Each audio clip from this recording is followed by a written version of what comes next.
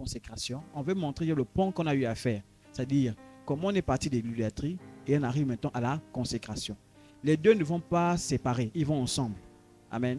Donc, je ne peux pas dire que je me consacre sans être débarrassé de tout ce qui est forme d'idolâtrie dans ma vie. Et je ne peux pas aussi sortir de l'idolâtrie sans me consacrer par la suite. En fait, ça ne peut pas se faire. Les deux doivent aller ensemble. Donc, le texte de base que nous avons aujourd'hui, c'est Éphésiens 5, verset 8 qui nous dit: autrefois, vous étiez ténèbres et maintenant vous êtes lumière dans le Seigneur. Marchez comme des enfants de lumière. Ça veut dire quoi? Avant, j'avais une attitude, j'étais dans l'idolâtrie. Maintenant que je suis sorti de ça, mais il faut que je fasse quoi? Mais il faut maintenant que je me consacre. Voilà pourquoi on dit autrefois vous étiez ténèbres. Mais maintenant là, avant on parlait que vous étiez dans l'idolâtrie, on parlait comme on vivait l'idolâtrie cachée, subtile. Mais maintenant, il faut qu'on passe une autre étape. Cette étape c'est quoi? C'est devenu maintenant lumière. Mais pour devenir lumière, il faut quoi? Se consacrer. Donc, pour sortir de l'idolâtrie, il ne suffit pas simplement, pour aller dans la consécration, il ne suffit pas simplement de dire, bon, voilà, non. C'est pas seulement dire, je suis sorti de l'idolâtrie, je ne suis plus dans les choses mauvaises, et puis je reste comme ça. Non, ce n'est pas suffisant, comme je disais. Dans Ésaïe 42, à partir du verset 16, on lui dit: je ferai marcher les aveugles sur un chemin qu'ils ne connaissent pas. Je le conduirai par des sentiers qu'ils ignorent. Je changerai devant eux les ténèbres en lumière et les endroits tortueux en plaine. Voilà ce que je ferai et je ne les abandonnerai point. Amen. Donc le Seigneur dit que tout ce qui était idolâtre, il va les changer, il va les transformer. Ils vont passer d'une étape à une autre étape. Et il dit il ne va pas les abandonner. C'est-à-dire que ça ne va pas s'arrêter là. Ça va aller dans une autre partie. Matthieu 3, verset 8 nous dit: produisez donc du fruit digne de la repentance. C'est-à-dire, j'ai abandonné l'idolâtrie, je me suis repenti de ça. Maintenant, il faut qu'un nouveau fruit apparaisse. Ce fruit, c'est quoi? Ce fruit va commencer par le fait que je me consacre. C'est à ce moment qu'on verra maintenant des nouveaux fruits dans notre vie. Parce que j'ai abandonné l'idolâtrie, j'ai abandonné ce que je faisais comme que je pratiquais avant, les choses que j'avais l'habitude de faire. Donc, j'abandonne tout cela. Mais une fois maintenant, on doit avoir maintenant des fruits en moi. Mais ces fruits se feront comment? Ça passera par la consécration. Amen. Jean 12, du verset 12, à partir du verset 35, nous dit: Jésus leur dit: la lumière est encore pour un peu de temps au milieu de vous. Marchez pendant que vous avez la lumière, afin que les ténèbres ne vous surprennent point. Celui qui marche dans les ténèbres ne sait où il va. J'ai mis en rouge afin que les ténèbres ne vous surprennent point. Pour simplement comprendre quoi? Lorsque je suis sorti de l'idolâtrie, il ne faut pas que je reste maintenant comme ça. Parce que si je reste dans cette attitude, dire que non, je ne me consacre pas, en fait, tu seras surpris parce que tu retourneras là où tu étais. Voilà pourquoi il dit, la lumière est encore pour un temps. C'est-à-dire que pendant que ce temps que tu es là, on dit marche pendant que vous avez la lumière. Donc, pendant que tu as la lumière là, consacre-toi. Donne-toi totalement à Dieu. Parce que si tu ne te donnes pas à Dieu, tu verras quoi? Les ténèbres vont te rattraper. Tu retourneras là où tu étais d'abord avant. Voilà pourquoi il faut qu'à un moment donné, quand j'ai commencé à changer, je prendrai par exemple l'exemple du téléphone. On en parlera. Hein. Il y a beaucoup d'études de consécration. Hein. On peut consacrer son corps, on peut consacrer son téléphone. On a compris le mot, on va comprendre tout à l'heure quand je vais expliquer. Amen. C'est-à-dire la consécration, c'est le fait de prendre et je mets à part. À part pour qui? Pour quelqu'un. Si je mets à part pour quelqu'un, ça veut dire que c'était d'abord à quelqu'un. Ah oui. C'est pour vous prendre l'exemple encore, frères et sœurs en Christ. Avant, on appartenait au monde. Avant qu'on ne se convertisse. On appartenait au monde. On appartenait à Satan. Voilà pourquoi la Bible dit, vous avez pour père le diable. Donc, tous ceux qui ne sont pas convertis ont pour père qui? Le diable. Mais comme tu as pour père le diable, tu feras tout ce qu'il veut. C'est-à-dire que même si tu ne fais pas l'idolâtrie comme on dit qu'on voit, le fait de ne pas voir Dieu dans ta vie, tu es un enfant de Satan. Et donc, comme tu es un enfant de Satan, tu feras tout ce que Satan veut. Mais une fois que tu t'es donné à Dieu, en fait, on dit, ce que tu faisais avant, tu ne les fais plus. Donc, ce qui était des ténèbres, tu ne les fais plus. Mais tu fais maintenant ce qui est quoi? La lumière. Acte 26, verset 18 nous dit, afin que tu leur ouvres les yeux pour qu'ils passent des ténèbres à la lumière, de la puissance de Satan à Dieu, pour qu'ils reçoivent par la foi en moi le pardon des péchés et l'héritage avec les sanctifiés. Vous voyez un peu? L'héritage avec qui? Les sanctifiés. Ça veut dire qu'il y a un héritage qui est prévu pour tous ceux-là qui se sont sanctifiés. Mais pour ça, il faut quoi? que j'abandonne la puissance des ténèbres pour passer à celle de Dieu. Donc, l'idolâtrie, mais en fait, quand on a parlé d'idolâtrie, c'était pour vous dire, voici tout ce qui peut empêcher quelqu'un de se rapprocher de Dieu. Quand tu es dans l'idolâtrie, bah, tu es loin de Dieu. Tu es loin de la face de Dieu. Parce que Dieu a dit, et il est clair avec ça. Tous ceux qui sont idolâtres n'hériteront pas le royaume des cieux. On a parlé de différents types d'idolâtrie. On a dit le fait de s'idolâtrer soi-même, le fait d'idolâtrer quelqu'un, un objet, une image, ainsi de suite. On a tellement parlé de ça. Mais c'est pour dire que si ces choses-là dans ta vie occupent une place, c'est que donc tu ne peux pas encore aller dans l'étape de la consécration. Voilà pourquoi cette étape-là, c'est pour ceux-là qui ont décidé de dire, j'ai abandonné tout ce qui m'empêchait d'être proche de Dieu. Maintenant, comme j'ai abandonné ça, il faut que je rentre maintenant. Vous allez voir que ce sont les thèmes qui reviennent constamment. Pourquoi? Parce que chaque jour que l'enfant de Dieu avance, il y a les choses idolâtres qui rentrent dans ta vie de manière subtile. Voilà pourquoi on insiste. Voilà pourquoi je dis à peine, quelqu'un est consacré à Dieu, il vit sa vie avec Dieu, mais son téléphone à lui n'est pas consacré à Dieu. Dans son téléphone, il y a encore d'autres choses qui ne glorifient pas Dieu. Il y a des choses qui ne sont pas dignes de Dieu. Mais il faut que tu consacres ton téléphone, les gars. Tu te consacres toi-même. Dans la rue, quand tu te regardes, tu es quelqu'un d'honnête, quelqu'un de bien. Mais est-ce que dans ton téléphone, tu es consacré aussi? Est-ce que dans ton téléphone, tu es aussi honnête? C'est la question. Voilà pourquoi ces choses-là vont toujours revenir. Mais ça ne viendra peut-être pas de manière répétée constamment, mais c'est important pour un enfant de Dieu. Voilà pourquoi l'enfant de Dieu, une fois qu'il a reçu ce genre d'enseignement, lui-même, il cherche maintenant. J'ai été enseigné sur la consécration. Il faut que moi aussi, derrière, je vais me mettre à chercher. Qu'est-ce qui est dans ma vie? Comment moi, je peux me consacrer à Dieu? Qu'est-ce qui m'empêche de venir me consacrer à Dieu totalement? Qu'est-ce qui me loin de Dieu? Je cherche, je cherche, je cherche. Amen. Voilà pourquoi on a dit, tu dois fuir ça. Tu étais des ténèbres, tu es devenu lumière. Donc, il y a forcément un passage vers un autre. Tu ne peux pas passer d'un endroit et tu t'arrêtes au milieu. Non. C'est pas bon. Il faut que tu quittes un endroit et tu arrives à un autre endroit. Je prends par exemple quelqu'un. On va prendre l'exemple. Mwanda Franceville. Tu décides de dire tu marches pour aller à Franceville. C'est bon? Lorsque tu as commencé à marcher, la nuit on est arrivé. Tu fais quoi? Tu vas t'arrêter là. Hein? Tu vas dire en montant de sang, j'arrive. Soit je fais demi-tour, soit je pars. Je ne peux plus revenir. Je ne peux pas m'arrêter là. Mais c'est la même chose. Lorsque je commence à sortir de l'idolâtrie, je ne m'arrête pas là. Il faut que j'arrive à l'autre bout. Il faut que j'arrive à l'autre bout. Mais pour passer à l'autre bout, le milieu c'est qui? Jésus. Amen. Voilà pourquoi on vous a parlé de Saul et Paul. Comme il est devenu Paul, parce qu'il est passé par Jésus. L'idolâtrie, quand je sors de l'idolâtrie, c'est parce que j'ai rencontré Jésus-Christ qui m'a interpellé, qui m'a orienté. Et une fois qu'il m'a interpellé, cette fois-ci, je passe maintenant à quoi? La consécration. Amen. Matthieu 12, à partir du verset 43 nous dit, lorsque l'esprit impur est sorti d'un homme, ça c'est un exemple que j'ai voulu donner pour qu'on comprenne le principe qui sont dit actuellement. C'est bon? Lorsque l'esprit impur est sorti d'un homme, il va par des lieux arides, cherchant du repos, et il n'en trouve point. Alors il dit, je retournerai dans ma maison où je suis sorti, et quand il m'a... où je suis sorti. C'est bon? Je vous explique le principe. C'est un démon qu'on chasse. Le démon, il est chassé de la personne. Parce que lui, ce démon, il était affecté à vous. Ça veut dire qu'il vivait dans votre vie. Ça veut dire qu'il était lié à vous. Mais on dit, tu es chassé, tu pars.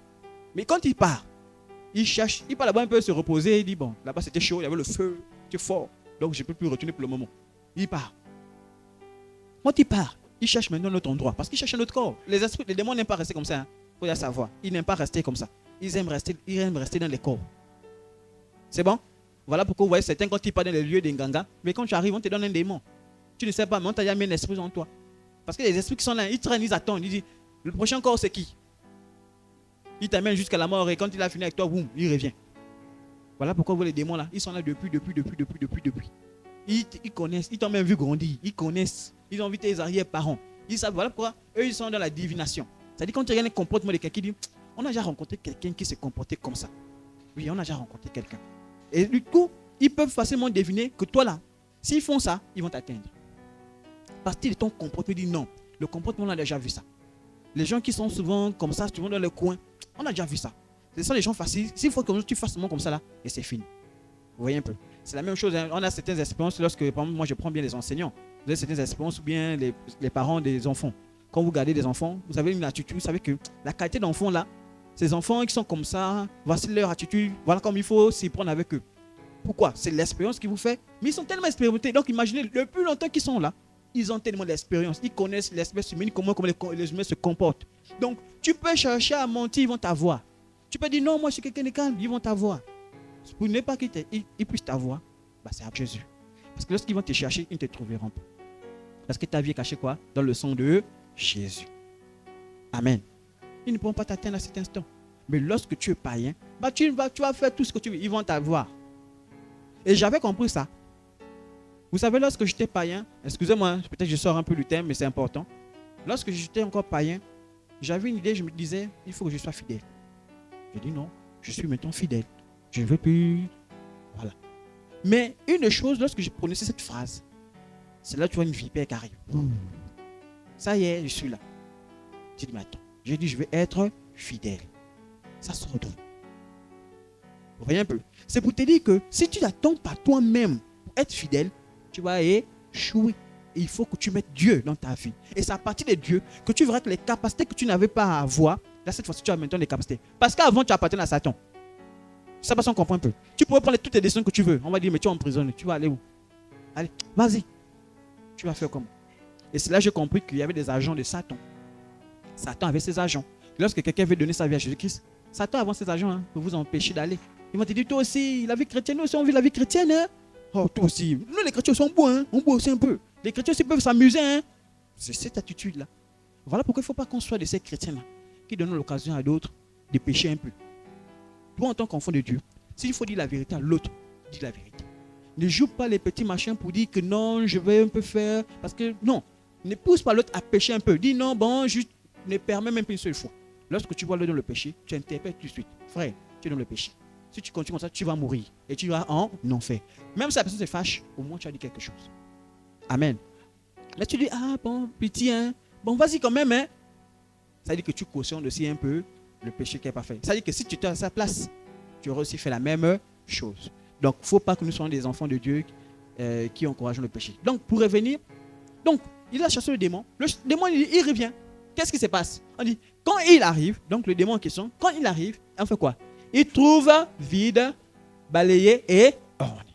Il n'y a plus de problème. La personne a été restaurée bien. Mais le problème, c'est quoi? Il a trouvé comment? Vide. Lorsqu'un enfant de Dieu, lorsque tu ne t'es pas, en fait, tu t'es converti, mais tu ne restes pas attaché à Dieu, en fait, tu es comme quelqu'un qui est vide. C'est-à-dire, en toi, Satan peut toujours venir occuper l'espace qui est là. Parce qu'il a dit c'est vide. Vous voyez un peu. Voilà pourquoi l'enfant de Dieu, lorsque je quitte une étape, pour aller à une autre étape, je dois remplacer vite le vide que j'ai enlevé. Je dois vite remplacer. Si je laisse, je vais prendre encore un autre exemple pour bien comprendre le principe du vide. C'est là où nous sommes assis là. Imaginez qu'il y a l'érosion. La terre qui tombe. Qu'est-ce qui va se passer? Ça va s'affaisser et ça va rentrer, ça va se détruire. Donc, c'est pour le faire comprendre que frères et sœurs en Christ, l'enfant de Dieu, lorsqu'il sort de l'idolâtrie, lorsqu'il sort d'une habitude, il doit compenser ce vide-là. Si avant tu avais l'habitude d'aller dans les endroits, je sais pas, je vais dire par exemple avec les amis en train de parler des choses, mais pour compenser ce vide, je fais quoi? Moi, je me retrouve avec les frères en Christ. C'est-à-dire, je me retrouve constamment avec les frères. Si je raconte avec les frères en Christ, ça va compenser le vide que j'avais. Amen. Mais si tu ne fais rien, tu dis, bon, comme certains chrétiens qui disent, bon, moi je suis chrétien à la maison. On sait que d'avance, tu vas échouer. On sait d'avance, tu vas échouer. Toi, tu es perdu d'avance. Tu vas aller nulle part. Parce que tu n'as pas remplacé le vide en question. Amen. Donc, on dit, il s'en va et il prend avec lui 7, donc vous connaissez la suite. Il va revenir avec 7 démons plus forts que lui et la situation de la personne va devenir pire. On va dire, mais lui, c'était un chrétien, non? C'était une chrétienne, non? Où en est-on? Perdu. Parce que la personne n'a pas mis quelque chose à la place de ce qu'elle a abandonné. Quelqu'un qui était par exemple dans les nganga, les fétiches, tu as abandonné ces amulettes que tu avais, tout. Mais tu ne peux plus rester comme ça. Hein? Parce que même là, même Satan est fâché contre toi. Hein? Donc tu ne peux pas te permettre de dire que tu restes. Tu dois vite remplacer par ça le Seigneur Jésus-Christ. C'est-à-dire que Jésus-Christ doit devenir au centre de ta vie.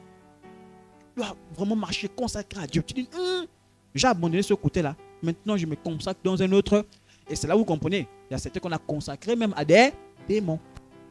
Dès qu'il sort de cette consécration des démons, il doit être consacré à qui? À Dieu. Parce que s'il reste comme ça en disant que ben, je fuis, mon frère, tu n'as pas encore, tu vas retourner là-bas. Et ta situation deviendra encore plus chaotique. C'est bon? Donc, on a parlé, j'ai essayé un peu de lister beaucoup de choses dans lesquelles Dieu attend à ce que on soit consacré. C'est bon? J'ai mis ici nos vies. Nos vies doivent être consacrées à Dieu.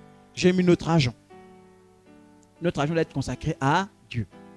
Et on va comprendre, hein, là peut-être je n'ai pas encore donné la définition de c'est quoi qu'est-ce qu'on attend par consécration. Je vais d'abord vous mettre de manière globale tout ce qu'on a eu à parler et là on est en train d'arriver. C'est bon? Nos pensées doivent être consacrées à Dieu. Bon, il y a les S qui manquent là. Nos téléphones, nos maisons, notre corps, nos voitures, nos enfants, etc., etc. J'ajouterai aussi le temps. J'ajouterai, il y a tellement de choses qu'on peut ajouter qu'on doit consacrer à qui? À Dieu. C'est bon? Voilà pourquoi vous allez voir certains vont dire, je consacre mon enfant à Dieu. Non, je vais vous prier pour mon enfant. Il ne faut pas penser que la prière, quand tu dis ça, il faut être conscient derrière. Hein, que quand tu dis ça, cet enfant-là, tu vas te battre pour qu'il serve le Seigneur. Ah oui. Parce que tu ne l'amènes pas à l'église. Cet enfant, tu l'amènes plutôt dans les endroits bizarres. Au lieu de l'amener à l'église. Ça veut dire que tu cherches tes problèmes apparemment. Voilà pourquoi on va parler des gens qui mélangent les choses. Qui mélangent. Tu dis, ma maison, j'ai consacré à Dieu. Mais à la fin, on voit, tu mets la musique mondaine. On voit, tu acceptes les prostituées dans ta maison. Tu acceptes le désordre dans ta maison. Mais finalement, tu l'as consacré à qui? Est-ce que tu as réellement compris lorsque tu as entendu le mot consacré? Lorsque tu consacres, est-ce que tu as réellement compris ce que ça veut dire? Et c'est ce que nous allons comprendre aujourd'hui. Qu'est-ce qu'on entend par consécration? Amen. Donc, se consacrer. Cette expression désigne se mettre à disposition d'eux, ou se mettre au service d'eux, ou encore ne vivre que pour. C'est bon? Ça dit que je me mets à disposition d'eux. Maintenant, ici, le mot consacré est de manière générale. Il y a consacration avec les démons, tout. Mais nous, notre consécration, c'est à qui? C'est à Dieu. Donc, je me mets, on va dire quoi? Si on reprend les mêmes mots, la consécration pour nous, c'est quoi? Se mettre à disposition de Dieu. Se mettre au service de Dieu. Ne vivre pour que Dieu. C'est bon? Donc, on comprend déjà un peu lorsqu'on dit la consécration. C'est-à-dire que ma vie là, avant il y avait les choses que je faisais, mais mon temps là, je le mets maintenant au service de qui? De Dieu. C'est bon? Se consacrer à Dieu signifierait donc mettre sa vie au service de Dieu. En d'autres termes, servir Dieu sans condition, dans une attitude d'abandon complet et dévouement intégral à son œuvre. C'est-à-dire que je m'abandonne totalement. Je dis, moi, Seigneur, ma vie là, c'est maintenant pour toi. C'est bon? Recevoir le service signifie recevoir le ministère du service de Dieu. Donc, j'accepte déjà de servir Dieu. C'est bon? J'accepte maintenant de servir Dieu. C'est-à-dire qu'à cet instant-là, moi, ma vie, quand je me consacre, je dis, Seigneur, je vais maintenant te servir. Ma vie là, c'est pour toi.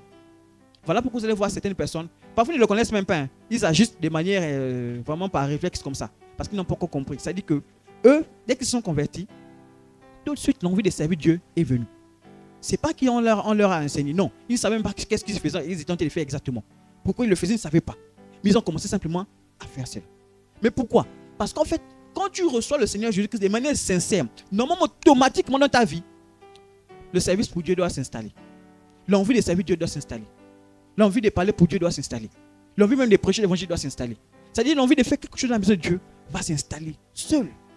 C'est-à-dire quand tu es dans la maison de Dieu, tu vas chercher. Il n'y a pas quelque chose que je peux faire. Il n'y a pas quelque chose que je peux faire. Et l'une des choses, pourquoi je vous dis ça? Parce que lorsque moi j'ai commencé réellement, parce que je me suis converti depuis, mais j'ai eu du mal à progresser avec le Seigneur parce qu'il me manquait les enseignements. Lorsque j'ai commencé à dire Seigneur, ça y est, je abandonne toute la vie mauvaise là. Je sors de la fornication. Je sors de tout ça là. Lorsque je commençais, je suis dans la chambre, je commençais à prier. Tout de suite, j'avais le désir d'enseigner les autres la parole de Dieu. Parce que comme je dis, c'est Papa qui m'enseignait constamment. Chaque jour, on se retrouvait, on s'appelait au téléphone. Hein. En plus, c'était pendant la période de la Covid là. On s'est appelé au téléphone. Il m'enseignait. Et c'est comme ça qu'un jour, je dis, bon, moi j'ai des gens que je connais, je crois qu'ils ont besoin aussi de Dieu. Dis-moi un peu, ce que tu m'enseignes là, est-ce que je peux partager à quelqu'un? Il m'a dit non. Si tu veux partager, vas-y. Moi aussi, en retour, je prenais des rendez-vous avec les gens pour dire, allez, enseigne-moi. Viens, je t'enseigne la parole. On a activé des trucs de 1000 francs qu'on faisait avec Libertis là. J'appelle la personne. Je dis, bon, voilà. Mais je répétais quoi? Ce qu'on m'avait enseigné. C'est-à-dire qu'on m'a donné la parole là, je prends quelqu'un d'autre, je donne aussi la même chose à la personne. Tout de suite, l'envie de servir, l'envie de partager la parole de Dieu est arrivée. Je ne savais pas que je tentais de servir le Seigneur. Je sais parce que c'était lié à la consécration que j'ai eu à dire au Seigneur, je sors de la fornication, je sors de la débauche. Mais lorsque tu as réellement compris, tu sors automatiquement de ça. Amen.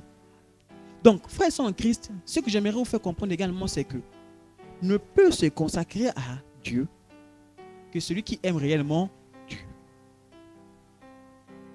Si tu n'aimes pas Dieu, tu auras du mal à te consacrer. Si tu n'aimes pas Dieu, on va te forcer dans les choses de Dieu. Parce que tu n'as pas encore compris. Voilà pourquoi ces enseignements, c'est pour nous, pour nous interpeller intérieurement. Pour dire, tiens, je viens souvent à l'église tout le temps. Mais est-ce que je suis attaché à Dieu au point où si Dieu me dit on peut faire ça, je serai capable d'y aller? Est-ce que Dieu me dit, aujourd'hui on va, par exemple, je prends l'exemple, c'est pas pour dire, on a envie de construire quelque chose, on veut acheter quelque chose, je donne mon argent avec facilité parce que je consacre mon argent à Dieu. Ça me semble comprendre un peu. Une des choses qu'un enfant de Dieu, lorsqu'il sait qu'il sait de consacrer à Dieu, il sait que son argent ne l'appartient plus. Tout pour lui ne l'appartient plus. Tout appartient maintenant à Dieu. Quand il sent que Dieu a un besoin, il met au service de Dieu. Il dit, Seigneur, je crois que tu as besoin, bâtis. Et quand il met, on appelle de quoi? La libéralité en amont. Quand il met, c'est qu'il ne pense pas, il n'a pas d'amertume, il se sent à l'aise de faire cela. Amen. Donc, c'est important pour nous, ton enfant de Dieu, de comprendre cela. Maintenant, ça ne veut pas dire que toi, ta consécration sera à ce niveau. Ah non. La consécration, tu peux arriver à un certain niveau où Dieu te dit, je veux que tu te consacres. C'est bon? En d'autres termes, comme je disais, aujourd'hui, je ne sais pas, ça dit quoi? C'est-à-dire, quand je me consacre, c'est-à-dire, je dis aujourd'hui, je me sépare de tout pour te servir parce que tu m'as aimé. Parce que tu m'as aimé. Donc, lui, il dit, il se consacre parce qu'il a vu. Et généralement, vous allez voir, les gens qui sont, et c'est aussi une forme de reconnaissance quand je me consacre à Dieu. Il y a une part de reconnaissance à l'intérieur. C'est-à-dire, Dieu m'a sorti de là où j'étais dans une situation compliquée. Mais par reconnaissance pour lui, donc, c'est-à-dire l'amour qu'il a manifesté pour moi, je me consacre pour lui. Je me dispose pour lui. Je fais tout pour lui. Parce que je sais là où il m'a sorti. Or, beaucoup de personnes méchantes, ils ont vu la reconnaissance de Dieu. Ils ont vu la grâce de Dieu dans leur vie. Mais qu'est-ce qu'ils en font en retour? Rappelez-vous les 10 lépreux qui ont crié après Jésus. Jésus, Jésus, Jésus. Jésus est arrivé. Il a dit, bon, vous, au lieu de vous guérir là, allez-y vous faire voir à ce qu'ils ont dit de sortir. En allant sur le chemin, ils ont tous été guéris.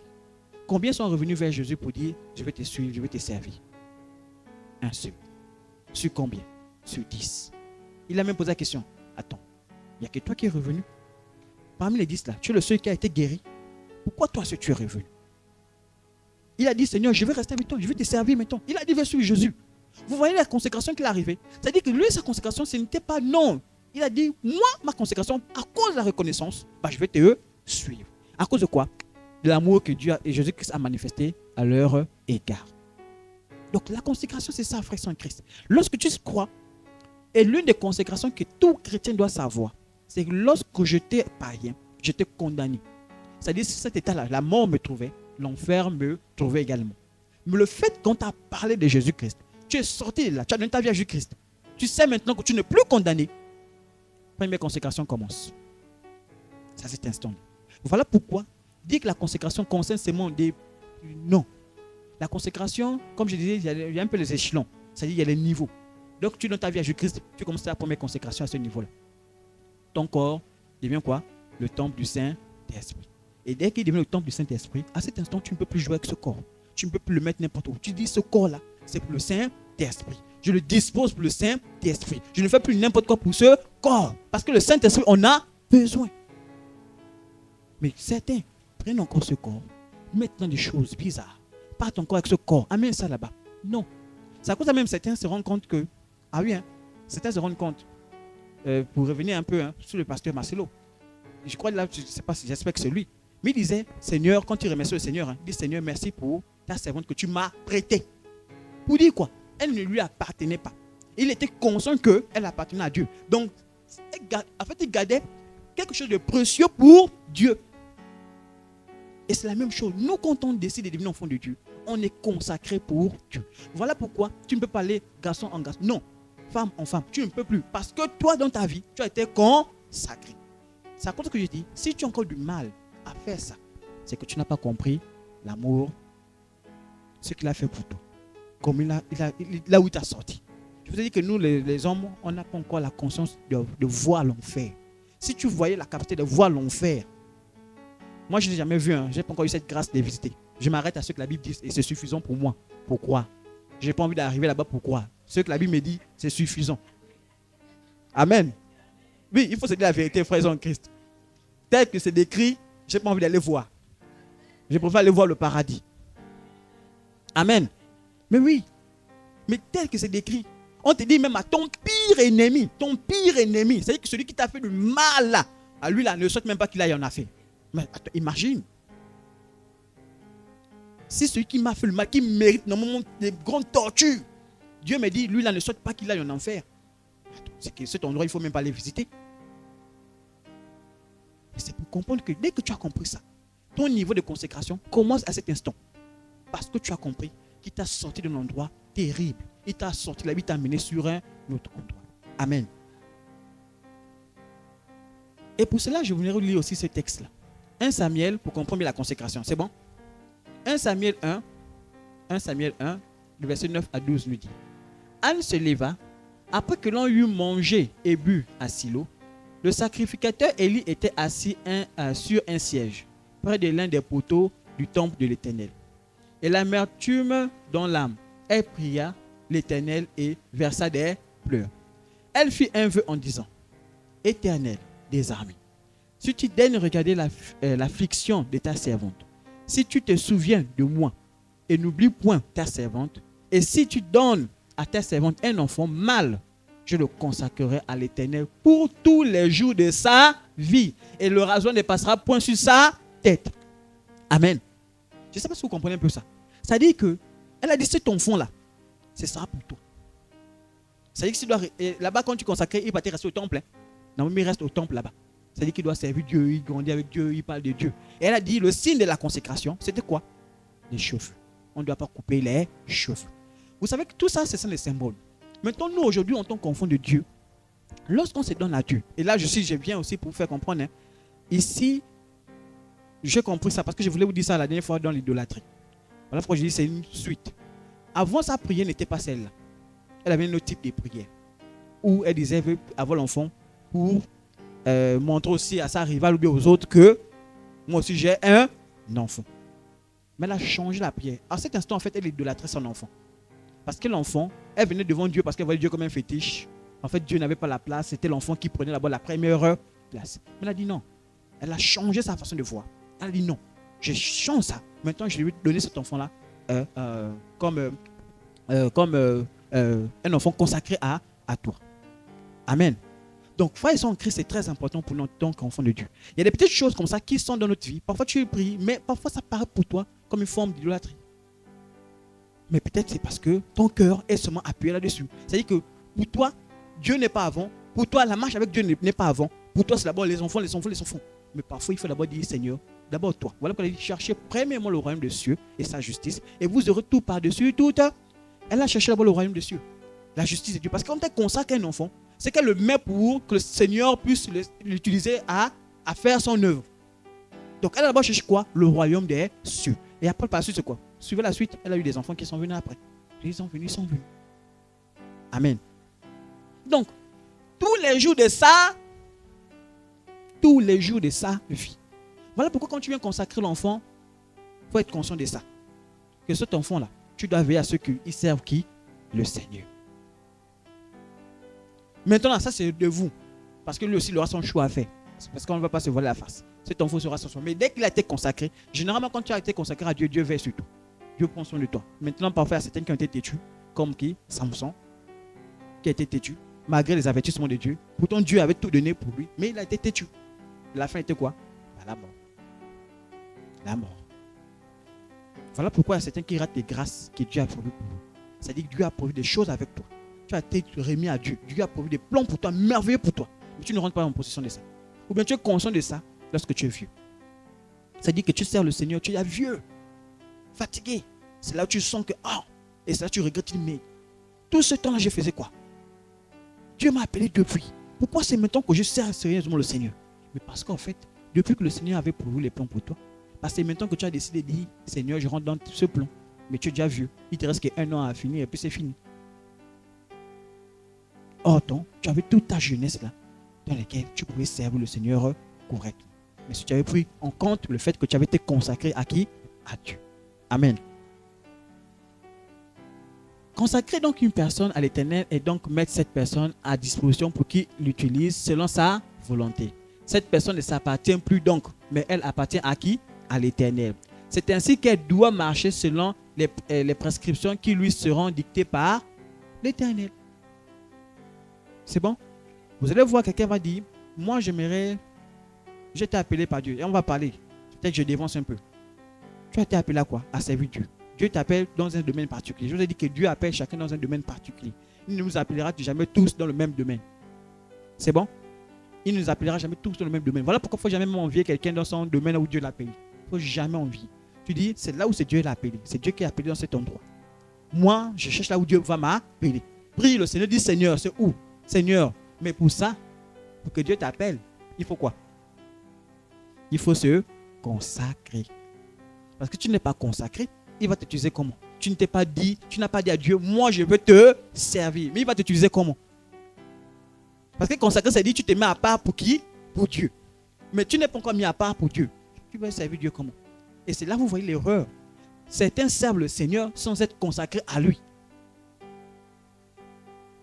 C'est-à-dire qu'ils font les choses pour Dieu, mais ils ne sont pas consacrés à Dieu. C'est-à-dire qu'eux, ils n'ont pas décidé de donner leur vie totalement à Dieu. Mais ils sont là, ils servent, ils chantent, ils prient, ils prêchent, ils font tout. Mais ils ne sont pas consacrés à Dieu. Parce que quand tu es consacré à Dieu, ton corps là, tu fais attention à ça. Ta vie, tu fais attention à ça. C'est bon? La consécration peut être faite toute la période de la vie de la personne ou pas. Quelqu'un peut t'utiliser pendant un moment, ou après, c'est fini. C'était juste pendant cette période que Dieu voulait t'utiliser. Tu t'es mis à part, non? Dieu t'a utilisé pour ce temps. Mais généralement, ceux qui n'arrivent pas jusqu'à la fin, généralement, ils ont failli. Généralement, ils n'ont pas respecté leur consécration. Beaucoup de personnes ont commencé avec le Seigneur bien, mais n'ont pas fini. Pourquoi? Parce qu'ils n'ont pas respecté la consécration qu'ils s'étaient dit avec le Seigneur. C'est comme un contrat dans une entreprise. On dit, bon, dans l'entreprise, voici ce que tu dois faire. Voilà. Dès que tu brûles ça, on dit, tu n'as pas respecté. Donc, notre contrat s'arrête automatiquement là. Mais ce qui est bien avec Dieu, c'est que Dieu avertit toujours. Dieu, quand il sent que tu commences à virer, il t'interpelle. C'est la même chose qui a été fait avec Samson. Hein. Samson, à chaque fois qu'il péchait, il péchait. Dieu disait, il y avait toujours des gens qui venaient dire, les parents venaient dire, Samson disait, un péché, deux péchés. Le troisième, lui-même il a vu sa chute. Il dit, je me disais que Dieu était encore avec moi. Mais Dieu n'était plus avec lui. Il allait faire les trucs là-bas, pensant que il devait toujours avoir la victoire comme d'hab. Mais il oubliait que sa victoire-là, c'était à cause de Dieu qui était toujours avec lui. Voilà pourquoi ceux qui sont consacrés à Dieu, vous allez voir, c'est comme ça. Dieu est toujours avec eux. Tu veux attaquer, tu croises Dieu. Tu veux faire ceci, tu croises Dieu. Parfois, il fait même les erreurs, mais Dieu est toujours avec eux. Ah oui. Mais c'est lorsqu'il commence à déborder, quand Dieu se lasse, Dieu dit, ok, tu as décidé de vivre ta vie. Maintenant, tu n'es plus consacré. Et c'est là où vous voyez, quelqu'un, l'onction qu'il avait, les grâces qu'il avait. Pourquoi? Parce que Dieu ne le reconnaît plus. Dieu a dit, toi, tu as voulu faire ta vie comme tu veux. C'est à cause que vous voyez quelqu'un, quand il marche, les païens, quand ils marchent, ils n'ont pas cette grâce-là que toi, en tant qu'enfant de Dieu, tu as. C'est-à-dire que toi, Dieu va t'ouvrir les portes parce que tu es consacré à lui. Il va t'ouvrir les portes. Quand tu arrives là au travail, toi, facilement, boum, tu avances. Mais l'autre va dire, mais comment ça? Et c'est comme ça que vous voyez dans les églises, les jalousies naissent. Mais tu n'as pas compris que lui s'est consacré à Dieu. Ses finances, il les a consacrées à Dieu. Dieu, voyant sa libéralité, dit, mais lui, tellement il est libéral, mais je le bénis encore, parce qu'il va toujours participer pour mon œuvre. Quand j'aurai besoin, il va donner. Quand j'aurai besoin d'ici, il sera toujours là. Quand j'aurai besoin de faire une mission, il sera toujours présent. Mais comment ne pas bénir cette personne? Amen. Donc, frères et sœurs en Christ, c'est vraiment l'occasion pour nous de revoir encore notre consécration à Dieu. Et comme je vous ai dit, la consécration, elle varie en fonction de là où Dieu veut que tu sois consacré. Tu prends ton téléphone, comme je disais, Là où avant, tu étais toujours en train d'envoyer des messages, TikTok, à gauche, à droite, tu ne faisais rien de bon. Mais cette fois-ci, parce que tu es consacré à Dieu, tes messages vont changer. Tes messages seront différents. Pourquoi? Parce que ton téléphone ne sera plus à ton service à toi, mais sera plutôt au service de qui? De Dieu.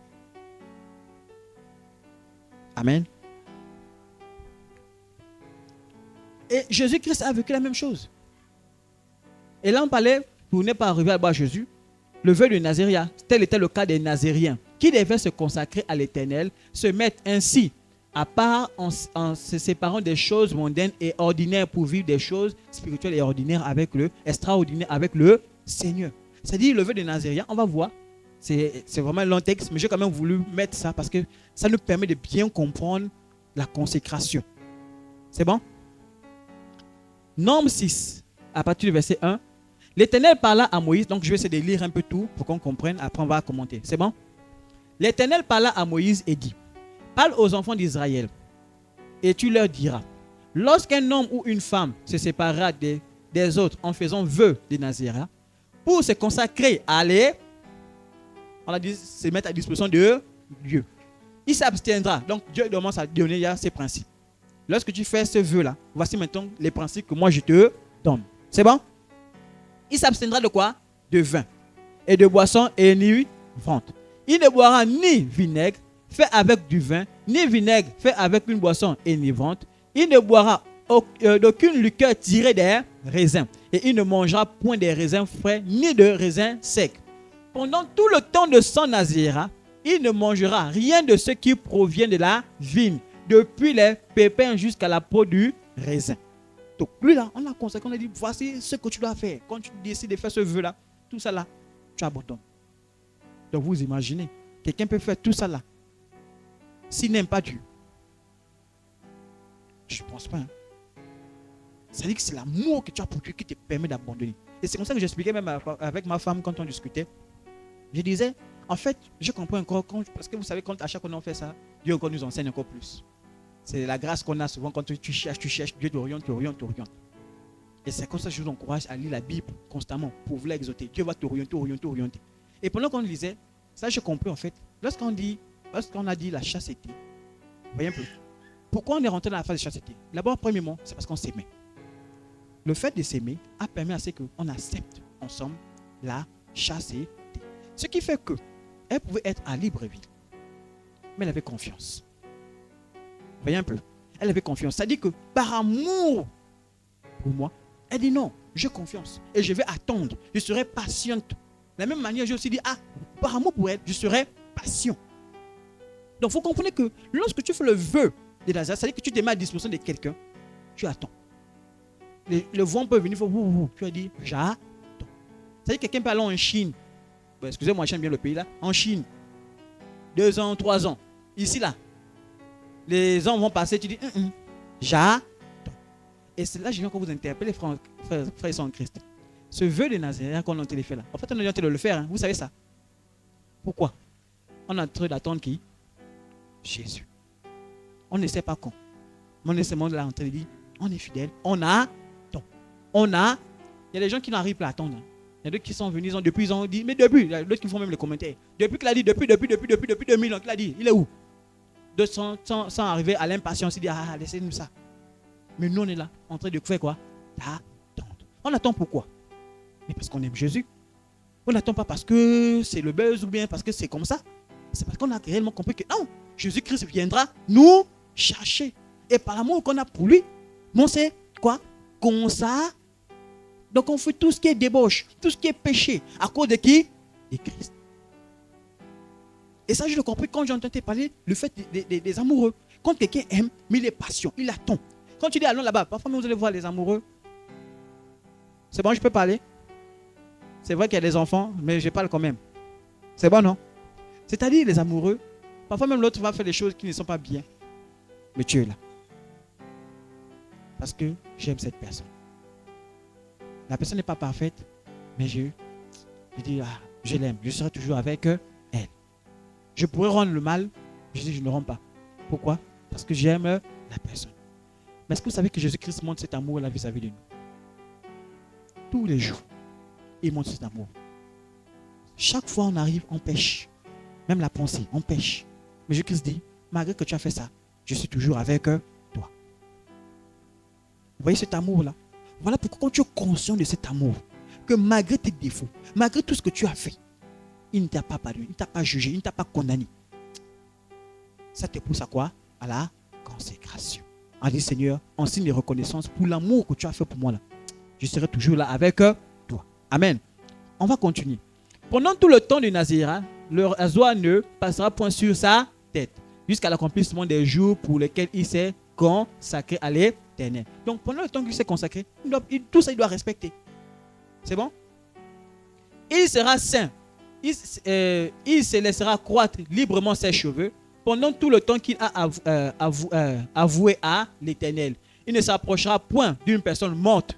Il ne se suivra point à la mort de son père, de sa mère, de son frère ou de sa sœur, car il porte sur sa tête la consécration de son Dieu. Pendant tout le temps de son Nazirat, il sera consacré à l'Éternel. Si quelqu'un meurt subitement près de lui, ouais, c'est bon? Puisqu'on a dit qu'il ne doit pas se rapprocher de mort. Mais on dit, si quelqu'un meurt subitement, par exemple, on peut dire une crise cardiaque, et tombe sur lui, boum, et que sa tête consacrée devient ainsi souillée. C'est bon? Donc à cet instant-là, il devient quoi? Souillé. Il se rasera la tête le jour de sa purification. Il se rasera le 7e jour. Le 8e jour, bon, c'est compliqué, hein, quand on dit 8e jour. C'est bon? Ça dit qu'on l'a compté, on n'a pas compté les semaines. C'est bon, non? Donc 1, 2, 3 jusqu'au 8e jour. Le 8e jour, il apportera au sacrificateur 2 tourterelles ou 2 jeunes pigeons à l'entrée de la tente d'assignation. Le sacrificateur sacrifiera l'un comme victime expiatoire. Est-ce que vous avez compris ce mot-là? Amen. Vous savez que nous, notre pardon, quand on a péché, c'est à cause de qui qu'on reçoit le pardon du péché? Jésus. Le sang qu'il a versé pour nous à la croix. À l'époque, il n'y avait pas Jésus. Eux, c'était beaucoup plus des animaux. Voilà, vous allez voir, quand vous regardez dans l'Ancien Testament, c'est beaucoup la barbarie. C'est-à-dire qu'ils égorgent, ils font tout, ils brûlent. C'est à cause de ça, en fait. Ils n'avaient pas Jésus. Maintenant, à notre temps là, on a Jésus. On ne va plus prendre les poulets pour égorger. Ça, c'est fini. C'est bon? Voilà. Voilà qu'on dit victime quoi? Expiatoire. Et l'autre comme holocauste. Il se fera pour lui l'expiation de son péché. C'est-à-dire qu'à cet instant-là, son péché sera quoi? Pardonné. À l'occasion du mort. Le Nazirat sanctifiera ainsi sa tête ce jour-là. Il consacrera de nouveau. Il se consacrera de nouveau à l'Éternel les jours de son Nazirat. Et il offrira un agneau d'un an en sacrifice de... C'est bon? Donc, il prend encore un agneau. Vous vous rappelez quand on parle de l'agneau immolé. Les jours précédents ne seront point comptés parce que son Nazirat a été souillé. Donc, tout ce qu'il a fait avant là, on dit, bon, ok, c'est bon, mais tu recommences, tu avances. C'est bon? Donc, le Nazirat nécessitait une vie d'abstention de plusieurs plaisirs normaux. C'est-à-dire que les choses que toi et moi, on peut faire, mais lui, quand il fait ce vœu-là, il s'abstient de tout ça. Voilà pourquoi quand tu as dit, tu te consacres à Dieu, tu rentres de la chasteté. C'est-à-dire que c'est normal pour les autres, parce que même le parrain ne va pas comprendre, il va dire, mais attends, comment tu te prives? C'est normal?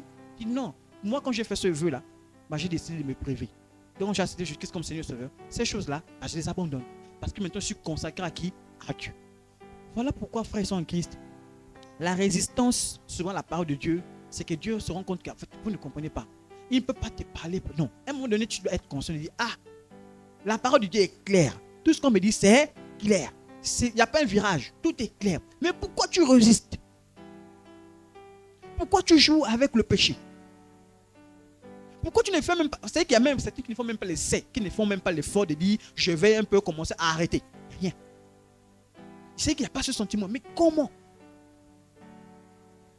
Tu as compris tout cela, mais tu dois comprendre que je fais un sacrifice à Dieu. Ça, c'est encore le basique. Je vous assure, c'est vraiment le basique. Il y a des choses là que le Seigneur va demander à certains. Et ça, c'est en fonction de tout un chacun. Mais le niveau basique, c'est-à-dire que tous en tant qu'enfants de Dieu, dès que tu as accepté Jésus-Christ comme Seigneur et Sauveur, il y a des choses basiques que Dieu va te dire, ça là, ça s'arrête.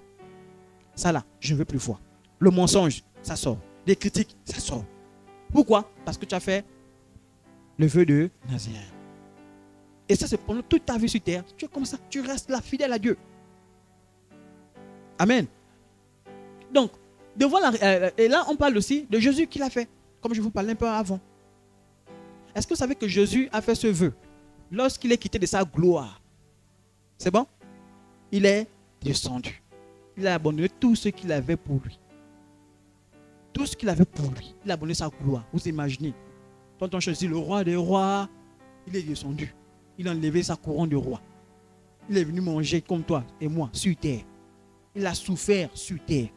On l'a insulté, craché dessus. Il est passé à la croix. Il a été fouetté. Il a été cloué. Il est mort.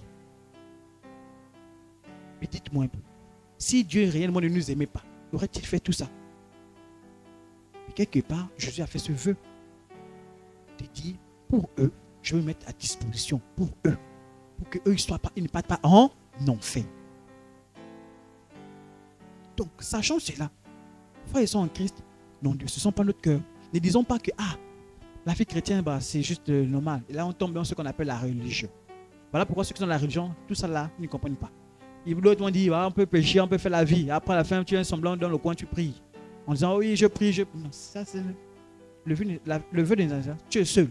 Il n'y a pas quelqu'un même autour. Personne n'est pas obligé de savoir que toi, là, tu es consacré à Dieu. Mais ils verront seulement en toi quoi? Les fruits. Ils verront en toi quoi? Une vie différente. Ils vont dire, mais lui là, les choses ordinaires que toi et moi on fait, lui il ne fait pas. Quand on dit on part dans les fêtes, danser, lui dit non. Ça veut dire que soudainement, tu as disparu. Tu vois un peu? C'est à la fin, il dit, mais tu étais où? Il dit non, vous savez, ça c'est pas pour moi. Mais parfois, il faut s'imposer. Il ne faut pas trop jouer. Les gens, il faut les dire clair et net. Moi, quand je passe, même le bus qui vient me prendre tous les jours chez moi là. Déjà, ils sont clairs parce qu'ils me prennent devant la maison, ils voient la pancarte. Donc, tous les jours, ils disent, le pasteur. Désolé, je t'ai pas déposé de vote. C'est comme ça qu'ils m'appellent, le pasteur. Donc, quand ils me voient là, quand je descends, c'est le pasteur. Je ne sais jamais dire que je suis pasteur. Mais le fait de savoir qu'ils me prennent devant l'église, tous savent déjà que celui-là, c'est le pasteur. Et c'est ça aussi l'enfant de Dieu. À un moment donné, tu dois montrer que tu es un enfant de Dieu, que tu as été mis à part pour Dieu. Mais tous les jours, on te dit encore, allez, allons là-bas. Mais à quel moment tu as montré que tu es mis à part pour Dieu? Tu as compris la parole de Dieu. Ok. Tu as dit, tu as abandonné les mauvaises choses. Ok. Mais à quel moment tu te mets à part pour Dieu? C'est bon?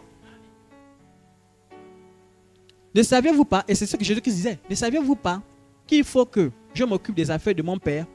Il connaissait sa nourriture. Bon, là c'est la suite. De faire la volonté de celui qui m'a envoyé et d'accomplir son œuvre. Car quiconque fait la volonté de mon Père qui est dans les cieux, celui-là est mon frère et ma soeur et ma mère. Donc il rappelle, les parents sont venus, ils ont dit non, vous là. Moi je fais la volonté de mon. Il s'est mis à part pour ça. Pour faire la volonté de qui? De son Père. Toi tu t'es mis à part pour faire la volonté de qui? On n'a pas dit la volonté du pasteur. Amen. Ce n'est pas la volonté du pasteur qu'on fait. C'est la volonté de Dieu. Voilà pourquoi le pasteur te dira simplement ce que Dieu dit. Il te dira, mon frère, Dieu dit que voici comment l'enfant de Dieu doit marcher. Voici. Maintenant, toi, qu'est-ce que tu fais derrière par rapport à ce qu'il dit? Il a dit ceux-là qui seront comme moi là, qui ont fait comme moi j'ai fait là, seront appelés qui? Mes frères, mes soeurs, ma mère. On peut continuer ainsi de suite. Amen. Donc tu ne peux pas dire, tu ne veux pas une vie consacrée à Dieu et tu veux dire que tu es enfant de Dieu. Non, ça n'a pas de sens. Voilà pourquoi vous allez le féticheur va vous dire, je suis chrétien aussi. Mais il est consacré à qui? De vous à moi. Au démon. Donc il va vous dire, non, moi je suis chrétien. Mais mon frère chrétien là, non, on ne connaît pas ça. Toi, tu es et c'est à cause qu'il faut faire très attention à la qualité des chrétiens qui vous disent, moi les chrétiens non, moi on peut aussi faire. Il faut faire très attention à la qualité des chrétiens là. Ce sont ceux qui, en fait, les agents de Satan masqués. C'est-à-dire qu'ils viennent dans les églises pour attirer plus d'un à aller en enfer.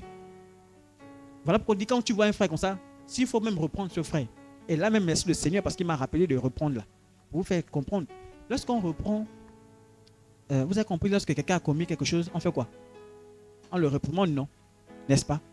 La réprimande n'a pas pour but de détruire quelqu'un. La réprimande a pour but de te corriger et t'aider à progresser plus tard. Regardez. Il y a certaines personnes, lorsqu'on vient dire, tu as commis quelque chose. Même moi, je suis pasteur, je peux commettre quelque chose. On vient, on me reprend. Du pasteur, tu as fait une erreur qui n'est pas bien. On me reprend. Moi, en tant que quelqu'un qui a été repris, qu'est-ce que je dois faire? Je dois comprendre que j'ai mal agi. Et pendant mon temps que je prends le temps de repentance, parce que c'est un temps, on te met à bord à part pendant un petit moment. Pourquoi? pour que tu réfléchisses, pour que tu grandisses, tu apprennes de ce que tu as eu à faire. Et quand tu sors de là, tu avances. C'est bon? Or, beaucoup, quand ils sont repris, certains arrêtent l'église. Hein. C'est fini pour eux. L'église, ça s'arrête là. Mais il va arriver, hein. Parfois on va même t'humilier en public. Hein. Ah oui, il y a des choses quand tu dis en public, voilà pourquoi voyez-nous, on fait très très attention à ce qu'on dit. C'est bon? Même moi, je fais très attention à ce que je dis. Si je dis une bêtise de manière publique, je serai repris aussi de manière publique. Voilà pourquoi si tu as fait quelque chose de manière publique, tu seras aussi repris de manière publique. Si tu as commis quelque chose de manière publique, ce n'est pas pour dire fouiller. Hein. Amen. Ah oui. Pourquoi? Parce qu'en fait, c'est pour sensibiliser l'église. Pour dire à l'église, dans l'église, on ne se comporte pas n'importe comment. Voici comment l'église doit se comporter. Ah oui, il y a aussi l'ordre dans l'église. Voilà pourquoi je dis que même le pasteur n'est pas à l'abri de ça. C'est bon? Mais quand tu as compris que c'est pour ton bien, à la maison, fais quoi? Quand ton enfant a fait une bêtise, va dans la chambre. Bon, c'est là que je dis, hein. Mais parfois on met encore une petite gifle. Après on dit, va dans la chambre. Dans la chambre, il paye boude, non? Mais après, il a compris, hein, il dort. Hein.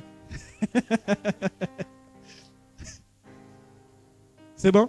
Mais pourquoi on fait ça? Est-ce que ça veut dire qu'on n'aime pas cet enfant? Ça veut dire qu'on déteste cet enfant? Non. Parfois, même on l'envoie, c'est par amour. Pour dire non, je ne veux pas que tu refasses encore ça. Donc va, pour que tu apprennes de cette heure, ce que tu as fait, ça devient pour toi une leçon. Que ce n'est pas bien. Et quand l'enfant revient, il dit, on m'a chicoté pour ça, on m'a puni pour ça, je ne refais plus. Quand tu refais, ça dit que tu es têtu. Ça dit que là, vraiment, en fait, tu veux vraiment aller au haut niveau. Mais normalement, quelqu'un qui est conscient, car compris, il ne va plus refaire ce qu'il a subi. Amen. C'est une parenthèse. Donc, notre Seigneur, dès qu'il est venu sur terre, il avait une mission. Sa mission était connue. Voilà pourquoi on dit, toi sur terre, tu as forcément un plan. Dieu a forcément un plan avec toi. C'est à toi de savoir qu'est-ce que Dieu a prévu. Où Dieu veut que je le serve. Ce que je dis, c'est mettre à disposition de Dieu. Mets-toi à disposition de Dieu. Et dès aujourd'hui, vraiment, je prie le Seigneur afin que chacun puisse chercher. C'est là. Moi, j'ai eu la grâce, je vous ai dit qu'à l'époque, lorsque je me suis converti, une des choses, c'était comme tout le monde. Hein, c'est-à-dire, je voyais là où ça me plaisait, un ministère qui me plaisait. Je disais, bon, moi, je vais être ça. Comme tout le monde. C'est-à-dire, j'arrive, moi, j'ai choisi apôtre. J'ai dit, comme je voyais papa dire, j'ai dit, oui, donc les apôtres sont comme ça. Ouais. Donc, je veux aussi être apôtre. Tout de suite, j'ai dit, apôtre. Je marchais avec ça dans mon esprit que c'est apôtre. Apôtre, apôtre, apôtre. Un jour, le Seigneur m'appelle, il me dit, toi là, tu t'es trompé. C'est pas apôtre, c'est pasteur. Je dis, comment ça? Je dis, non, apôtre. Non, pasteur. Je dis, comment ça? Apôtre. Jamais. Tu seras appelé pasteur. Et quand je me réveille, je dis, oh Seigneur. Quand je lui dis, papa, il dit, bon, je voulais te suivre, hein. Mais Dieu a dit, pasteur. Voilà. Mais comment ça s'est fait? Ça a commencé lorsque j'ai commencé à me consacrer. Je vous ai dit que je me suis converti au Seigneur depuis. Mais je n'avais pas la marche qu'il fallait. En fait, je ne m'étais pas encore consacré totalement à Dieu. C'est lorsque je commençais à me consacrer à Dieu. C'est-à-dire, en fait, enlever tout ce qui ne glorifie pas Dieu. À cet instant, Dieu m'a orienté. Il m'a dit, bon, maintenant, c'est là où je t'appelle. Ta mission pour toi, c'est là. Là où je t'attends, c'est là. Mais si tu vas voir ça, mais commence à enlever les idées comme on a parlé. Commence à enlever tout ce qui empêche Dieu d'être à ton contact. Dès que tu auras enlevé ça, tu verras, Dieu va s'orienter à toi. Il va te dire, voilà où je t'ai. Et ça sera clair, hein? Ce ne sera pas quelque chose de flou. Ça sera clair. Moi, je n'ai pas besoin, je n'ai pas eu besoin. Non, c'était clair et précis. Quand Dieu m'a interpellé, il m'a dit, voilà, c'était clair dans mon esprit. Il dit, oui, voilà, Dieu m'appelle à ce niveau. Mais ça peut être ton cas. Dieu aussi veut t'appeler. Mais pour t'appeler, il faut que tu commences à dire quoi? Seigneur, je me consacre à toi. J'abandonne tout ce qui ne glorifie pas ton nom pour me consacrer à toi. À cet instant-là, Dieu va te parler. Dieu va t'orienter. Moi, avant, quand je voyais certains disent, Dieu m'a dit. Ah, comment? Dieu a dit ça comment? Bon, elle rit, parce qu'elle sait. Quelqu'un dit, ouh, depuis quand? Dieu t'a dit ça quand? Non, c'est mon frère. Quand elle a dit que non, Dieu m'a dit que. Le frère s'est moqué, il a dit, c'est faux. Vous voyez un peu? Pourquoi? Parce que à notre niveau, quand quelqu'un te dit, Dieu m'a dit, Dieu, c'est pas perceptible. Tu dis, mais comment Dieu peut parler à cette personne? Et ça, vous avez le peuple d'Israël, quand ils ont vu comment Dieu parlait avec Moïse, ils ont dit, non, on veut suivre Dieu. Mais quand Dieu est arrivé, ils ont dit, c'est bon Moïse, pas seul avec Dieu. C'est bon? Ils ont dit non, pas seul avec Dieu. Non, on ne veut plus. C'est bon. Parce qu'ils ont jalousé, ils n'ont pas compris que Moïse, là, c'est une exception. Mais ils ont dit non, on veut suivre voir Dieu, comme Dieu n'était pas là. Non, on veut suivre voir. Ah bon? Moïse a dit bon, ok, voilà ce que vous devez faire. Lorsque Dieu arrivera, venez vous seulement vous tenir à côté de la montagne. Boum, la tempête sonne, ouh, le bruit, un moment ils sont le vent souffle. Ah. Quand je dis frères et sœurs en Christ, quand tu as la grâce, tu vois comment Dieu se manifeste. Quand tu vois le péché, tu dis pardon, c'est bon. C'est bon. C'est à cause que vous voyez certains chrétiens, vous les voyez, ils sont fermes. C'est pas parce qu'ils ne veulent pas, c'est parce qu'ils ont compris. Et Dieu a fait ils ont eu la grâce que Dieu leur montre des choses. Amen. Donc je vais accélérer. Il devait se consacrer comme une personne séparée, car telle était la volonté de son Père. Donc on parle de Jésus ici. C'est bon? Je suis descendu du ciel pour faire non ma volonté, mais la volonté de celui qui m'a envoyé. C'est bon? Donc, qui doit se consacrer, comme j'avais dit, je crois que j'avais dévancé un peu là-dessus.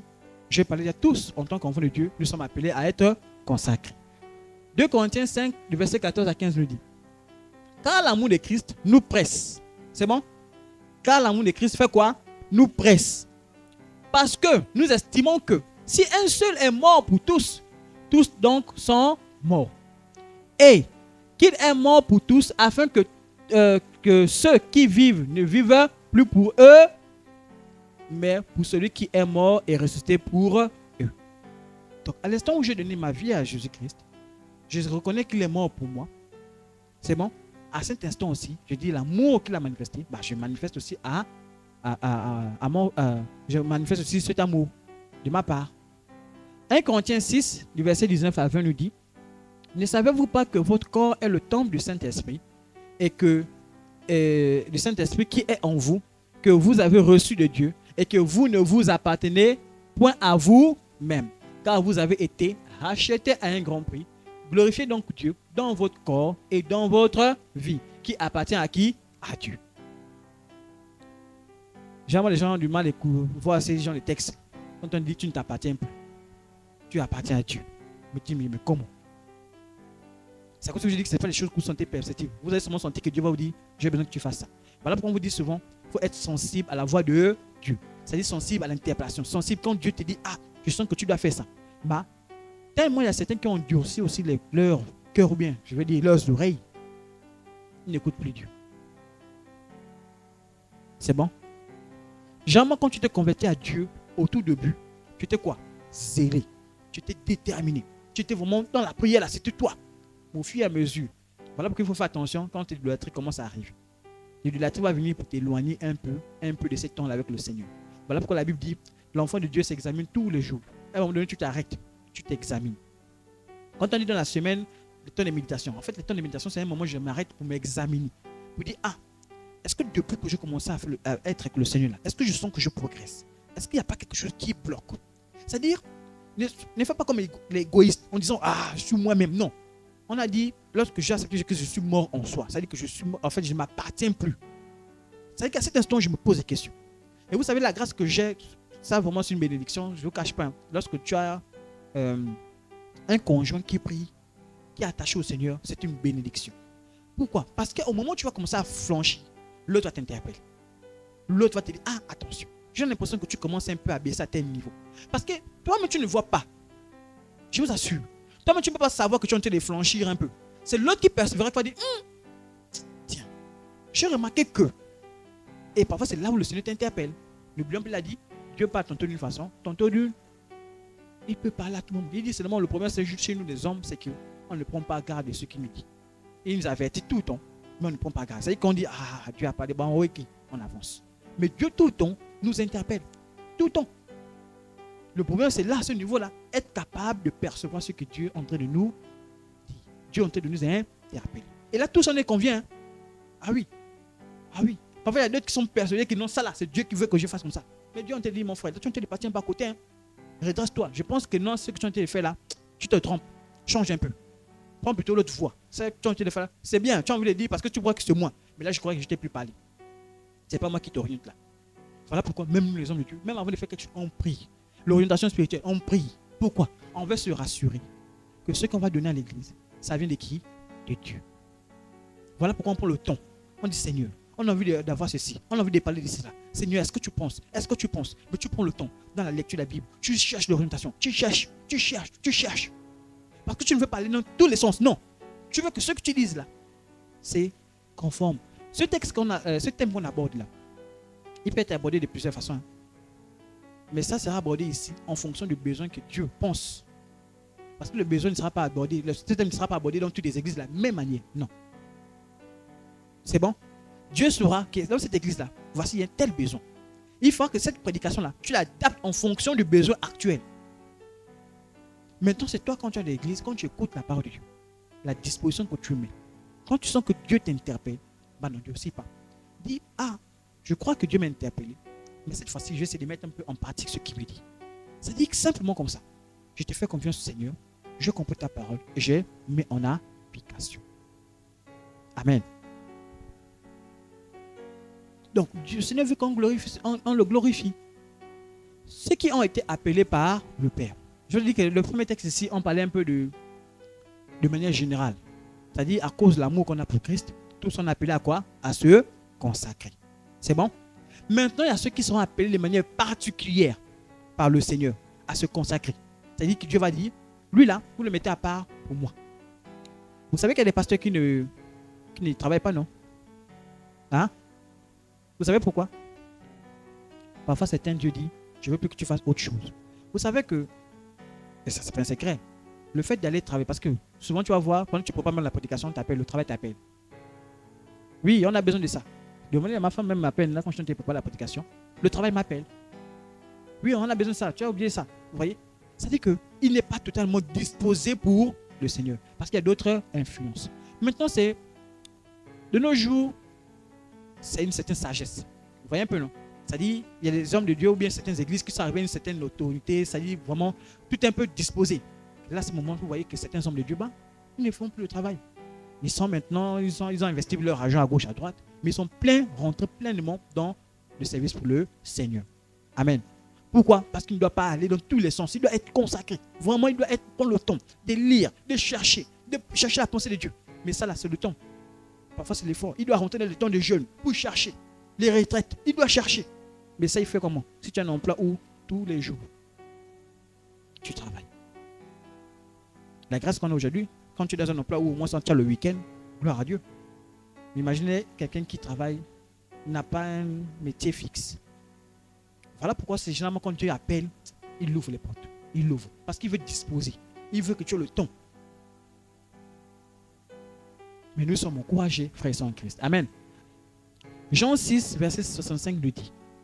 Et il ajouta. C'est pourquoi je vous ai dit que nul ne peut venir à moi si cela ne lui a été donné par le Père. Personne ne parle à Dieu si Dieu lui-même n'a appelé. C'est bon? Là, tu vas dire, mais attends, nous là, est-ce que Dieu nous a appelés donc? On fait quoi donc ici? Moi, je n'ai pas reçu un message. Dieu t'appelle, viens. C'est bon? Il dit, personne ne peut venir à lui si Dieu ne l'a appelé. C'est bon? Je vais continuer encore. Matthieu 13, verset 11 nous dit. Jésus leur répondit. Parce qu'il vous a été donné de connaître les mystères du royaume des cieux et que cela ne leur a pas été donné. Donc, il y a certains que Dieu a donné les mystères. Dieu a révélé les choses. Rappelez-vous même des apôtres, tous ceux-là, tous n'avaient pas le niveau d'information. Hein. Il y a certains qui avaient plus, d'autres qui avaient moins. Le dernier, Jean, qui a vu le paradis, qui a tout vu. Vous voyez un peu. Donc, le niveau d'information n'était pas toujours donné comme ça. La foule, dans la foule, là, il y aura certains qui sont retirés, à qui on donnera certaines choses. Mais ce ne sera pas forcément à tout le monde.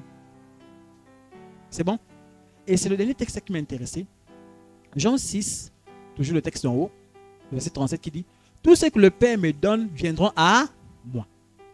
Et je ne mettrai pas dehors celui qui vient à... » Ça veut dire que tu peux te consacrer. Tu peux venir toi-même à Dieu. Tu dis « Seigneur, moi je me donne à toi. Je me consacre pour toi. » Il a dit « Ne te mettras pas dehors. » Il y a certains, Dieu a pourvu. C'est pourvu comme ça, tu ne peux pas choisir. C'est comme le peuple d'Israël. Ils ont été choisis par Dieu. Tu ne peux rien faire. Ils ont été choisis. Ne dis pas, mais pourquoi il n'a pas choisi les Gabonais? Non. Ce sont eux que Dieu a choisis. Parmi eux encore, il y a certains que Dieu a encore choisi. Moïse, le peuple était là, non? On dit c'est Moïse qui a été choisi.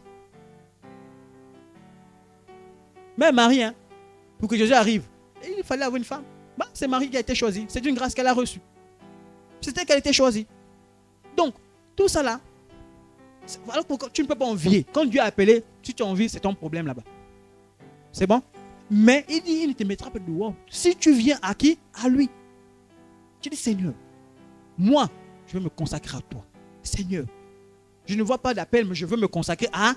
Il va t'orienter, il va dire, ok, tu es disponible pour moi, tu t'es mis à part pour moi. Maintenant, je vais t'orienter. Voilà pourquoi. C'est la grâce que nous avons tous, même les païens. Il y a certains qui ne sont pas appelés. Mais ils vont venir. Il a dit, il ne mettra pas. Dès que tu as reçu l'évangile, dès que tu as accepté de dire, moi je veux venir à toi, il t'ouvre la porte. Viens. Sois la bienvenue. Voilà pourquoi on ne force pas. Il faut que tu te décides toi-même. Tu dis, Seigneur, ma vie là, je la mets à disposition. Je te donne ma vie. Je te servirai. Ma vie là, sera consacrée à toi. Tout ce que je ferai, ce sera pour toi. Je témoignerai pour toi. Parce que j'ai compris ce sens de consécration. Amen. C'est par amour. Donc, pourquoi c'est consacré? Comme je disais, j'ai un peu dévancé déjà au début. Quand je parlais de manière à dire par reconnaissance. Parce que je reconnais que Dieu m'a sauvé. Dieu m'a sorti d'un endroit qui est réservé au diable, mais il m'a sorti de là-bas. Amen. Donc, c'est par amour envers Christ, notre Seigneur, et en raison de notre dette pour le prix qu'il a payé à la croix. Par son sang que nous devons nous consacrer à lui. 2 Corinthiens 5, du verset 14 à 15 nous dit, car l'amour de Christ nous presse. C'est ce texte que j'en disais à peine là. C'est bon? Donc, pour dire, par amour pour Christ, parce qu'il nous a aimés, il s'est battu pour nous. Il s'est rabaissé pour toi et moi. À cause de ça, on se consacre à lui. C'est bon? Donc, c'est ce que je disais. Nous sommes le corps du Saint-Esprit. Voilà. Donc, le but de la consécration. C'est bon, on peut avancer? Romains 12, verset 1 nous dit, je vous exhorte donc, frères, par les compassions de Dieu, à offrir vos corps comme un sacrifice vivant, saint, agréable à Dieu, ce qui sera de votre part un culte raisonnable. C'est bon? Pourquoi on se consacre à Dieu? Vous avez vu dans mes propos depuis le début, j'ai certainement dévancé. C'est pour le service, pour le... C'est bon? Je me mets à part pour servir le Seigneur. C'est-à-dire, je me dispose, je dis moi, mon temps, mon sommeil, c'est pour servir le Seigneur. Voilà pourquoi vous voyez souvent même les chantres. Elles vont laisser les maisons, elles laissent parfois les cuisines, je ne sais pas comment. Bon, j'espère que ce n'est pas un désordre. Mais parfois on laisse les cuisines vides. Pourquoi? Parce qu'on doit aller chanter pour le Seigneur. Vous voyez un peu? Je dis, Seigneur, c'est dimanche. J'aurais pu dormir. Mais mon sommeil là, je préfère le mettre à ta disposition. Je me lève tôt, je pars à l'église. Oui. Tu peux avoir toutes les raisons possibles, non? Je suis fatigué, je vais dormir. Ah non, j'ai mes problèmes, je reste chez moi. Ah non, j'ai mes soucis, je reste chez moi. Mais celui qui est consacré va dire, on monte, on descend, je dois aller où? À l'église. Vraiment, sauf cas de force majeure, je ne pourrais pas aller. Mais si tout est possible, ça veut dire que si j'ai la possibilité d'aller à l'église, je ferai quoi? J'irai à l'église. Et c'est ce que les enfants de Dieu font. Lorsqu'ils sont consacrés à Dieu, ils sont disponibles à tout temps. Et donc, quand on consacre quelqu'un, c'est pour le service de Dieu. Vous allez voir, on va dire, on a consacré un pasteur, on a consacré un responsable. Pourquoi? Mais parce qu'on sait qu'il va servir le Seigneur. C'est bon? Vous allez voir la Bible, quand ils ont prié, ils sont mis à prier. Le Saint-Esprit dit, mettez-moi à part Paul et Barnabas pour une mission particulière que le Seigneur les a demandé. Et ils ont venu, ils ont prié pour eux, ils ont laissé, ils sont partis. Faire quoi? Le service pour le Seigneur. Donc, la consécration, c'est que je me mets à part pour servir. Voilà pourquoi on dit, tu es baptisé. Tu as décidé de marcher avec le Seigneur. Tu ne peux pas rester comme ça. Ce n'est pas logique. Tu ne peux pas dire que tu es baptisé ou bien tu as dit, tu as accepté Jésus-Christ comme Seigneur et Sauveur et tu restes sans rien faire. En fait, vous voyez, le baptême, c'est quoi? C'est pour dire à quelqu'un, tu as accepté Jésus-Christ comme Seigneur et Sauveur.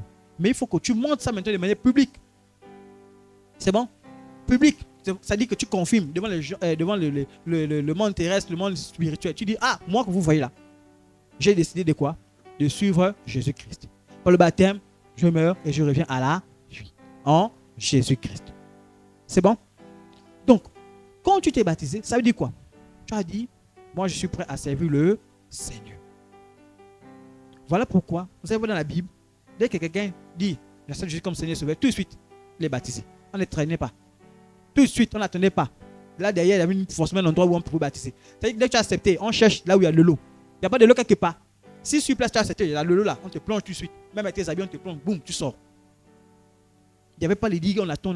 Voilà pourquoi vous voyez là-bas les églises, dès que c'est Sainte-Seine, tout le monde s'élevait. Parce que quoi? Il n'y avait pas cette logique-là, on dit, non, je veux d'abord regarder un peu, je vais un peu étudier. Attendez, hein, je ne sais pas, je vais d'abord ranger ma vie. Il n'y avait pas ça. Soit tu crois, soit tu ne crois pas. Soit tu n'as pas encore décidé totalement de te consacrer à Dieu, soit tu n'as pas décidé de te consacrer. Voilà pourquoi tu résistes. Parce que tu ne connais pas encore l'amour que Dieu a fait pour toi. Voilà pourquoi je vous ai dit que généralement, ceux qui voient beaucoup la consécration, bon, malheureusement, il y a aussi certains que Dieu a fait sortir, ils sont toujours retournés. Généralement, c'est des gens qui sont sortis des maladies graves, des situations compliquées. Lorsque Dieu a touché, généralement, ces personnes-là se donnent totalement à Dieu. Voilà pourquoi il a dit, il sera difficile aux riches d'entrer dans le royaume des cieux. Pourquoi? Parce que le riche compte sur son argent. Il compte sur ses propres forces. Il s'est dit qu'il a tout. Mais pourtant, c'est une âme perdue. Il a besoin de Dieu. Et lui, comme il est tellement riche, et c'est comme ça qu'on qualifie même les églises aujourd'hui. Les églises, c'est pour les pauvres. Les gens qui souffrent. C'est comme ça qu'on qualifie l'église aujourd'hui. L'église, oh non, c'est que les gens, ils souffrent. Il faut laisser un peu l'église, ça leur fera du bien, ils vont se réconforter un peu. C'est comme ça qu'on voit l'église. Oh, c'est pas ça. Voilà pourquoi on dit, il sera difficile. Et généralement, c'était comme ça. Comment ça, Dieu comment? Souvent, quand ils font faillite, ils disent, oh, donc Dieu existait. Regardez, certains, la majorité, on vous a dit, non, quand ils sont allés en prison, là, dès que le coup d'État a eu, là, on a dit quoi? Ceux qui sont allés, même pas avant, ceux que pendant le régime, comme vous connaissez, quand ils sont allés, j'ai écouté, hein, il dit, il y a un qui donne le témoignage, il dit, quand tu parles en prison, c'est tellement terrible que l'une des choses sur lesquelles tu t'appuies, l'espoir que tu t'appuies, c'est quoi? Quand tu dis que là-bas, les gens ont le temps de lire la Bible peut-être 10 fois par année, hein.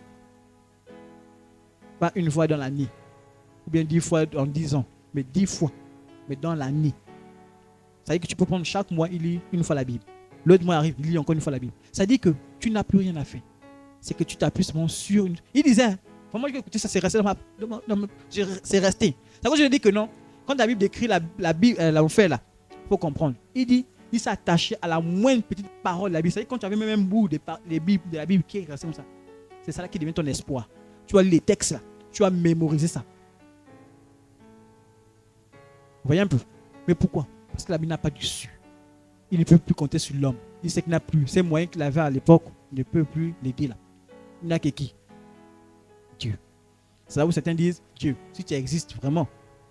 C'est là la promesse. Dieu, si tu existes vraiment, il faut que je sorte là et je t'ai servi. C'est là qu'il commence à dire la consécration. Ah oui, hein? Ah oui, c'est à cet instant-là. Dieu, tu me sors de là. Je vais te servir. Ça là maintenant il commence à dire, mais c'est dommage. Vous voyez un peu. Mais il ne faut pas qu'on en arrive là. Lorsque tu es conscient, tu sens que tu t'es interpellé. Dès l'instant qu'il t'a conseillé, il t'a interpellé. Dis Seigneur, je n'ai pas besoin d'attendre longtemps. Je me consacre. Je n'ai pas besoin. Voilà pourquoi on nous a dit, et j'aime bien cet exemple qui a été donné, que nous vivons sur terre. Si l'enfer et le paradis n'existent pas, est-ce qu'on a perdu le temps à vivre bien sur la terre, à vivre sain sur la terre? Non. Mais si ça existe, imagine ceux qui iront. Imagine un instant. Si ça existe, et tu te retrouves là-bas, tel que c'est décrit, tel que c'est donné des témoignages de certains qui sont allés. Je dis, moi, je n'ai pas envie d'aller. Mais ceux qui sont allés, j'ai seulement envie d'aller visiter le paradis, peut-être revenir. Mais je n'ai pas envie d'aller visiter l'enfer. Ah oui. Mais imaginez un instant, ceux qui sont allés, tel que c'est décrit, un endroit de souffrance. Tu n'as pas de repos, pas de répit, rien. Il n'y a pas un instant, on dit, tu as travaillé dur, tu as soulevé un gros bois. Tu dis, je me repose d'abord. Il n'y a pas ça. Tu ne fais que souffrir, souffrir. Et jusqu'à quoi? Il n'y a pas une fin. L'éternité. Je vous laisse avoir une minute et c'est un peu de penser à ça. L'éternité. en train de souffrir. C'est-à-dire notre petite souffrance qu'on voit là, même quand on est malade, on est fiévreux là.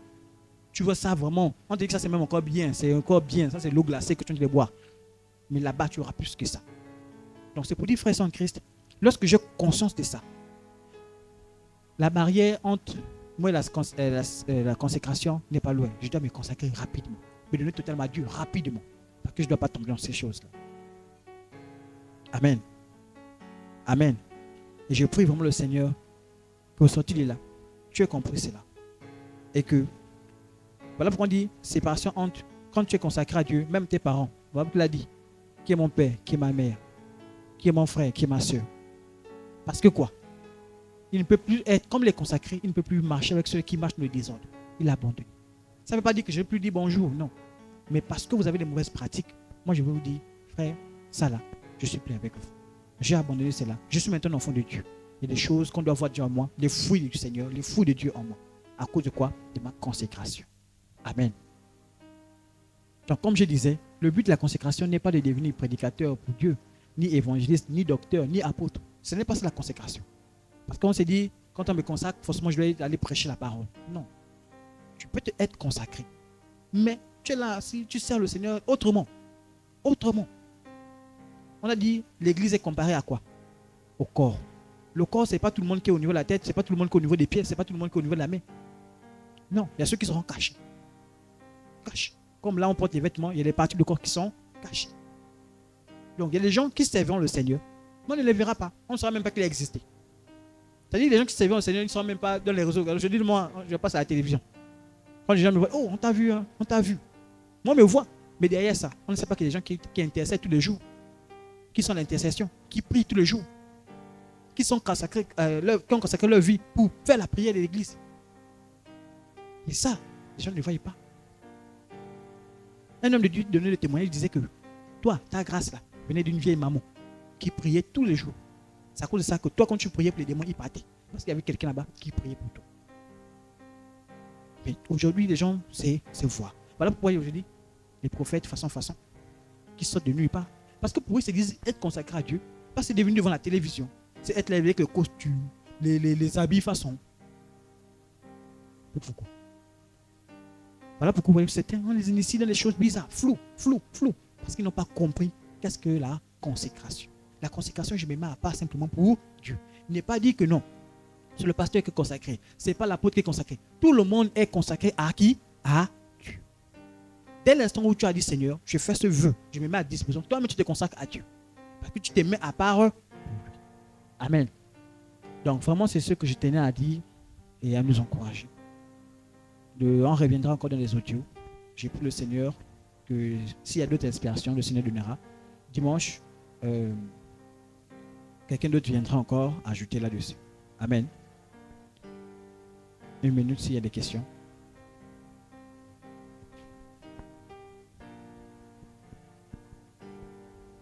S'il n'y a pas de questions, je vais appeler l'apôtre pour peut-être quelques orientations et la prière de fin.